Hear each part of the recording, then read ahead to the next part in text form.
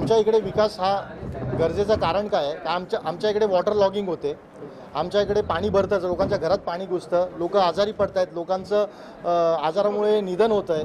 तर त्या व्यतिरिक्त घरामध्ये कॉक्रोच उंदरांचा फार वावर आहे, लाईटीचा प्रकाश नाही आहे आणि डेव्हलपमेंट हे गरजेचे काळाची गरज नाही. 1960ची आमचा प्रकल्प आहे, तर आता कुठेतरी 67 वर्षांनी आज डेव्हलपमेंट होतं आहे. तर आमची व्हॅल्यू हाय झाली पाहिजे. आज कल्पतरूमध्ये घरं बनले आहेत, त्यांचे आज कॉस्टिंग 45,000 पर स्क्वेअर फीट आहे. मग आमची इच्छा होती की आम्ही अशी हाय कॉलनीमध्ये जावं आणि आमचा जो प्रकल्प जे प्लॅनिंग आहे ते उत्तम आहे आणि अशी कॉलनी मला वाटत नाही की मुंबईमध्ये कुठेच होणार आहे. फॅमिली पण वाढली.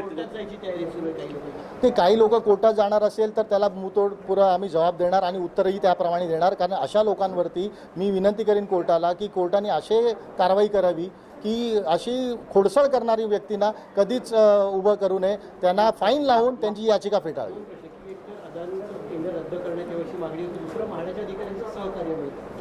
अदानींचं टेंडर रद्द करणं हे बघा, टेंडर हे प्रोसेस कंप्लीटनी झाल्याने कोर्टाने त्यांना आदेश दिलेले आणि त्याप्रमाणे कोर्टाच्या आदेशाप्रमाणे त्या नियुक्ती झालेल्या आहेत. तर त्याच्याबद्दल तो विषय नाही आहे. आणि विकास हा महत्त्वाचा भाग आहे आमचा की आम्हाला गरज आहे कालावधी गतिमान होणं गरजेचं आहे. आणि जे सिद्धार्थनगर थोडं रखडलं होतं 17-18 वर्ष ते रखडू नये हा असा हेतूने आम्ही सर्व कमिटी एकत्र येऊन त्याला गती प्रदान करण्यासाठी म्हाडाला विनंती करतोय. त्यांनी जेणेकरून आम्हाला लवकरात लवकर देण्यात येईल. म्हाडाला सहकार्य आपल्याला मिळतोय. काही लोक विकासाला विरोध का करतायत तिकडे,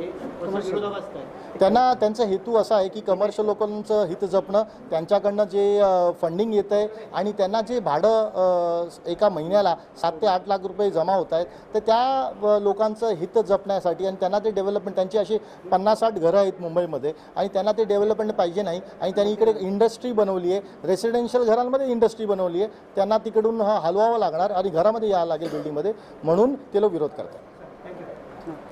आमची विनंती आहे सर्वांना की आज सरकारने आमची मान्यता केलेली आहे 1600 स्क्वेअर फीटची कार्पेटची. अजून 2-4 मुद्दे आहेत आमचे, तेही लवकरात मान्य करून म्हाडाने लवकरात लवकर गती द्यावी आणि लवकरात लवकर विकास घडवून आणावा. आणि या लोकांवरती योग्य सरकारने पण कारवाई केली पाहिजे जे जाणून बुजून प्रकल्प अडवण्याचा प्रयत्न करतात. आमची विनंती आहे सरकारलाही की सरकारने याच्यावरती तोडगा काढून यांच्यावरती कारवाई करावी.